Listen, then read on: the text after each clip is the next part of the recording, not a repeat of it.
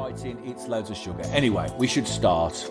Indeed, this is Welcome to Happiness, the very first episode and introduction to happiness, a skeptic's guide with myself, Paul Flower, and Dr. Gary Wood, author of this parish. We thought we'd do a little bit of an introduction to the podcast and what its aims are, and also a little bit about us so you can get to know us better, perhaps. And I'll let you start, Gary. Well, before we start, I want to know which one of us is supposed to be the skeptic. I think potentially both of us, but I am more likely to be the professional skeptic. You have far more educational qualifications, and therefore you will kind of bring more rationality to it. Well, that's a big ask.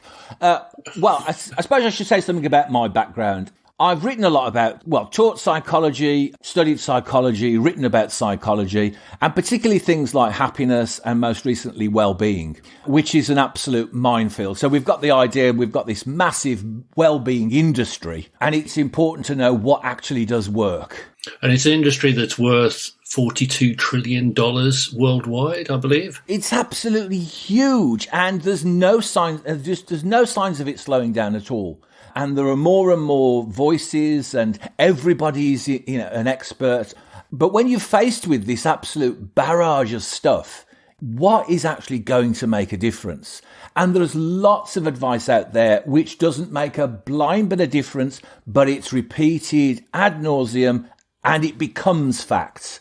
And I suppose that's where my sceptical bit comes in, is we need to test some of this stuff. Does it really make a difference? I'm trying to think of an example now. We only ever use 10% of the brain is the most common one. And it's a myth. It was dreamed up by some advertising bloke. And that's similar to the left brain, creative, right brain, rational sort of thing that is also a myth. It's based on kind of 40, 50-year-old research of Roger Sperry, and which they studied people who had their brains split. And I would hasten to add, that's not necessarily a generalizable sample. No, don't try this at home, kids. No, exactly. Don't get your Stanley knife out and say, wouldn't it be... So what happens in self-help and the whole well-being and even the happiness industry is that things are oversimplified.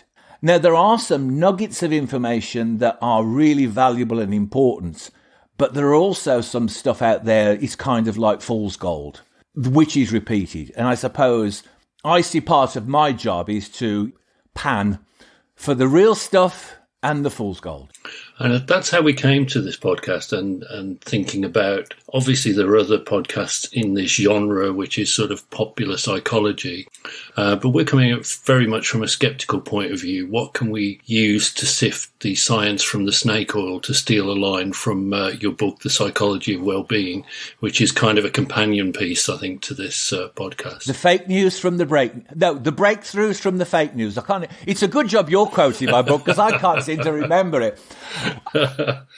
So what kind of led you to think that you wanted to explore this? I mean, what was the motivator? I think really that I am a habitual user of self-help books and productivity manuals, and I tend to be reading them and thinking, oh, yeah, that's very good advice, and then I toss them aside and forget all about it. In recent years, I've come more to podcasts and learned more from podcasts and found, very intelligent people that I'd never heard of before via podcasts and podcast guests.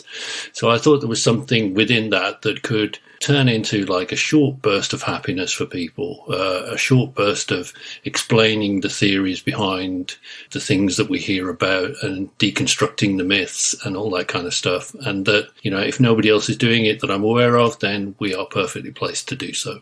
And as a key question that is often asked is that we've become hooked on this idea of pursuing happiness. And we could ask ourselves, is the pursuit of happiness actually making us unhappy? Is it become a pursuit in itself? And is it really delivering the goods? Are we happier as a result of buying all these books?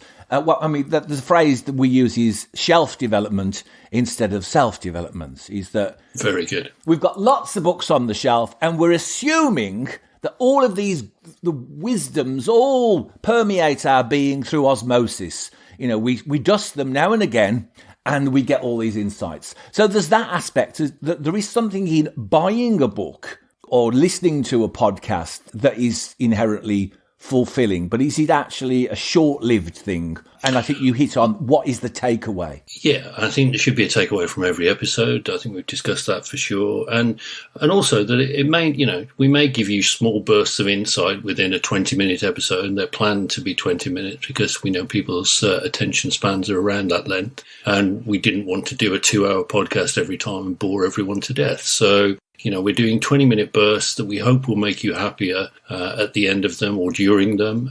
Whether you take anything away from that or not is entirely up to you. And if you feel that it's worth listening to and passing on to your friends, then obviously we're happy for you to do that as well. And we've talked about the idea that vinyl has made a real resurgence. And if you look at old vinyl albums, is there roughly 20 odd minutes aside? And and then you had to get up and turn it over.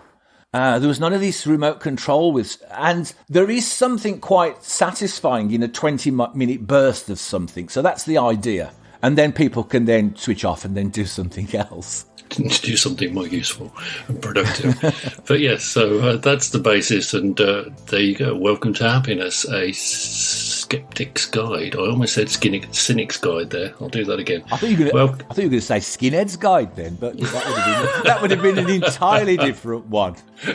So off we go again. We're going to leave the mistakes in. You do realise? Yeah, some of them, yeah. But anyway, welcome to Happiness. That's what the show is all about, and we hope you enjoy it. Don't forget to subscribe. Oh, yes. Wherever you find your podcasts.